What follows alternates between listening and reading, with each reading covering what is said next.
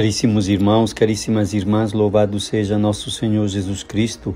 É Dom Petrini que está falando para comentar a Santa Liturgia do dia 22 de outubro, quinta-feira, dia em que a Igreja no mundo inteiro comemora São João Paulo II, este homem gigante da fé, mas gigante também na humanidade.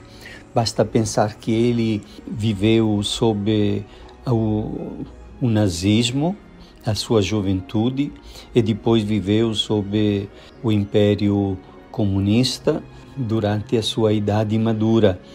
E, além disso, ele perdeu logo os pais e teve que trabalhar duramente. Chegou a trabalhar numa pedreira, numa cava de pedra, para poder ir pagando suas despesas. E estudou teologia clandestinamente durante alguns anos, sem poder dizer publicamente que ele queria ser padre, que ele estava na perspectiva da vida consagrada, que ele estava querendo servir a Deus e à Igreja neste mundo. Quer dizer, foi um homem de muita coragem por causa da fé, da sua relação com Deus. E na condição de Papa, ele foi muito corajoso, batalhando contra toda forma de totalitarismo pelo mundo inteiro. Escreveu encíclicas que são de grande importância, iluminando aspectos muito importantes da vida, inclusive da vida em sociedade, como o trabalho humano, mas também toda a questão da cultura da morte, da necessidade de amar e abraçar sempre mais a vida como dom de Deus. E finalmente quero recordar a teologia do corpo, a que ele se dedicou especialmente nas catequeses que fazia às quartas-feiras. E depois, é claro, um grande amor à família, tanto é verdade que muitos o chamavam o Papa da Família, porque foi ele que criou o Instituto da Família em Roma e depois quis que estivesse presente uma filial, alguma filial no mundo inteiro. E nós temos em Salvador uma seção brasileira do Instituto da Família, mas também criou os encontros mundiais das famílias com o Papa, que juntava milhões de pessoas de 3 em 3 anos. Um foi realizado no Brasil em 1997, fez um grande documento chamado Familiaris Consórcio, sobre a família no mundo contemporâneo, também de grandíssima significação. A liturgia de hoje nos apresenta a carta de São Paulo aos Efésios. É Paulo que fala: eu dobro os joelhos diante do Pai, por qual procede tudo, que ele vos conceda a riqueza da sua glória, que sejam robustecidos pelo seu Espírito para compreender qual é a largura, o comprimento, a altura, a profundidade deste grande mistério que nos ama e que se doa a nós. É impressionante esta percepção profundíssima que o apóstolo Paulo de Deus, que ele sentia muito enraizado na própria carne, a partir do momento em que encontrou Jesus Cristo no caminho de Damasco e se converteu. E o evangelho de hoje é um evangelho que coloca algum questionamento para nós. É do evangelista Lucas, e Jesus fala assim: eu vim para lançar fogo sobre a terra, e como gostaria que estivesse aceso. E podemos dizer, ele veio para lançar sobre a terra um fogo abrasador do amor que queima no coração de uma pessoa.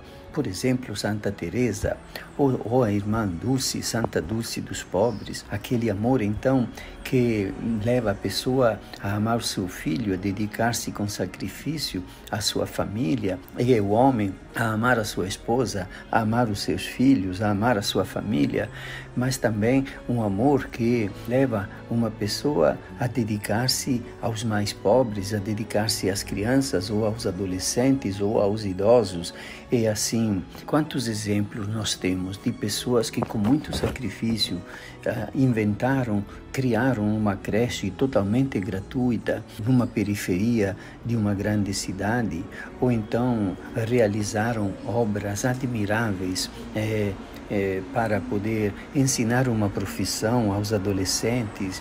E, em suma, é deste amor abrasador que nasce com criatividade uma vida que vai ações que respondem a necessidades urgentes para que a sociedade seja menos sofrida e possa tornar-se um lugar de bem, de paz, de crescimento, de alegria, de felicidade.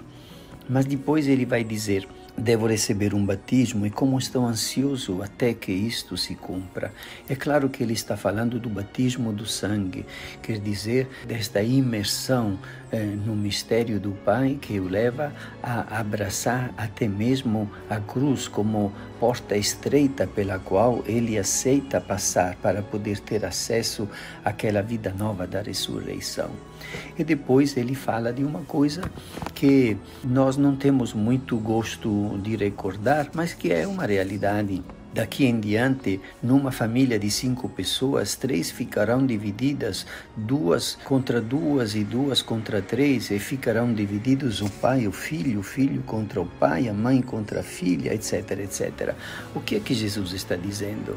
É que quando as pessoas começam a conhecer Jesus, a ter informações, alguma notícia a respeito dos evangelhos, da sua presença divina, da vitória sobre a morte, alguns ficam comovidos, admirados e querem tornar-se imediatamente discípulos do Senhor para trilhar aqueles passos, aquele caminho de dedicação, de amor que se doa. Mas outras pessoas ficam com receio, com medo, recuam e falam: não, eu quero ser o Senhor da minha vida, eu não quero ter Senhor nenhum na minha frente para me dar ordens. E assim, nesta ilusão de uma total autonomia e liberdade, acaba servindo ao poder, infalivelmente. Isto acaba criando uma divisão, porque depois não é tranquila a convivência entre as pessoas que vivem intensamente o seu amor a Cristo, porque tem uma experiência também intensa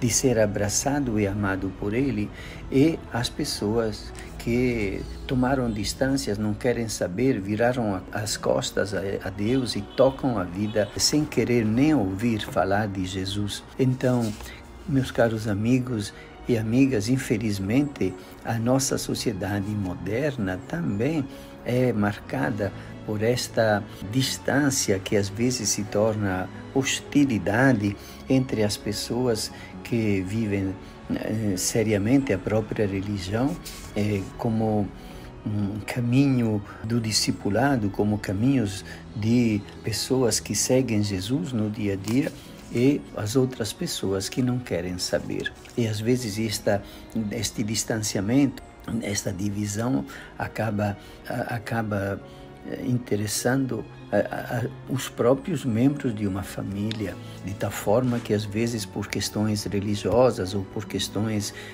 antirreligiosas, irmãos não conseguem mais dialogar, brincar juntos, compartilhar momentos de alegria, porque parece que aquela diferença na maneira de relacionar-se com Deus cria uma hostilidade muito grande.